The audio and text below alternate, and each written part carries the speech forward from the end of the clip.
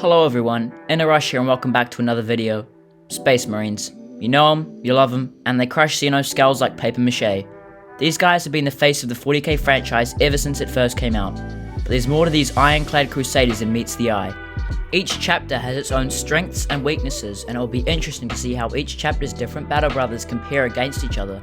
Today I'll be ranking the top 5 chapters in terms of their individual Space Marine ability, not as a chapter on the whole.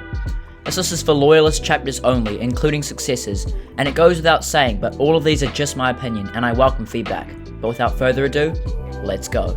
Starting off at number 5, we have the Iron Hands.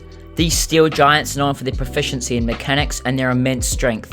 The chapter values a high amount of firepower, utilizing extra gear and more advanced armor modifications. Their extensive cybernetic enhancements allow them to tank hits and give them back tenfold. Unfortunately, the Iron Hands suffer from a lack of leadership, not valuing battle tactics and instead opting for head-on assault. This can lead to the Iron Hands falling prey to traps and ambushes, and if outmaneuvered and outgunned properly, it can be their downfall. Next up at number 4, it's the Imperial Fists. On the opposite end of the spectrum to the Iron Hands, we have the Imperial Fists. These are the stout defenders of the Imperium. The Imperial Fist style heavily revolves around fortified positions and letting the enemy come to them. The Imperial Fists are known for their heavy units, being one of the few chapters that use shields. They also wield battle hammers to a devastating effect. The Imperial Fists do fall short of a higher position because of their lack of mobility and maneuverability. If the defenses fail, then the Imperial Fists can be surrounded and destroyed if enough haste is given. On to number 3 is the Blood Angels. Although on a surface level they may appear to be a bunch of boring space vampires, they are actually one of the most deadly chapters. Their skills with melee weapons is rivaled only by the Black Templars, and their aggressive lightning strike attacks can leave the enemy devastated before they can counter. But the real clincher is actually the Blood Angels' flaw, the Black Rage. If our blondie bloodsuckers get insecure, they can succumb to the Black Rage. This essentially turns them into kill-on-sight murder monsters who annihilate anything and everything around them. This makes them very formidable, but it also makes them vulnerable. A chapter simply can't function if it's filled with mindless killing beasts, so the Blood Angels are cautious about falling to the Black Rage, and it's this caution and vanity that stops them from being ranked higher.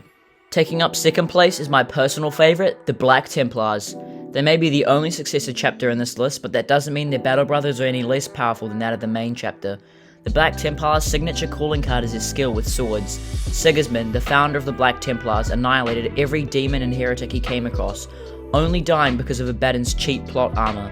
Their melee ability paired with unlimited resolve from their faith makes the Black Templars truly dangerous. And unlike many on this list, they don't suffer from a lack of battle tactics. They are intelligent and deadly, a combo no enemy of the Emperor wants to come up against. Their main flaw is the lack of psychers. Because of their beliefs, they refuse to use psychers, which does limit their ability to engage in psychic combat. And finally, in first place, are the Dark Angels. They say with experience comes power, and the Dark Angels have had plenty of experience. The Dark Angels were the first chapter of Space Marines, and in my opinion, they have the strongest Space Marines. Each member of the Dark Angels goes through extensive training and disciplinary routines, making them calm and capable, even when under fire. They keep their cards close to their chest too, being one of the most secretive and mysterious chapters, rivaled only by the Grey Knights. The Dark Angels own a wealth of relics and artifacts that can decimate entire lines of the enemy forces. The Dark Angels Primarch, Lionel Johnson, was one of, if not the strongest Primarchs, with his swordsmanship striking fear into the hearts of every opponent he fought. With his return, it's clear that the Dark Angel's skill will only continue to improve. Thanks for stopping by at the channel. That about sums it up for this video. I hope my opinions on each chapter's Space Marines weren't too controversial and that you enjoyed the vid.